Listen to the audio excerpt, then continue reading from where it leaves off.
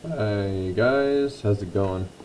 So as I said in the Google Classroom chat, I'll be doing some tutorials on some of these questions. I mentioned the odds.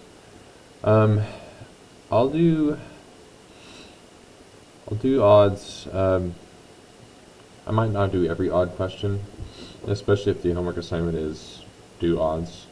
So in that case, I'll just do say 1, 5, 9. I'll skip every other one. Okay, so let's look at this first one. This is from 7-1, areas of parallelograms and triangles. It says, number 1, it says find the area of each parallelogram. Okay, so we have a parallelogram. Our base will be this bottom length here. The height is going to be the altitude. Remember, the altitude forms a right angle with the base. So our area is going to be 12 times 20, which would be 120 centimeters squared. Let's go on to number 3.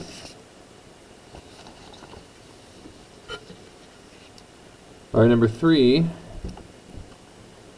All right, so let's see what we got going on here.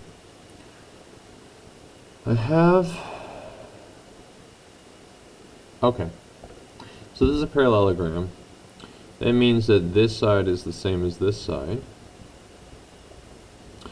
So here I have my base, and the height will be the altitude that is perpendicular with that base. So my area here is going to be 4.7 times 5.7. I need to pause the video.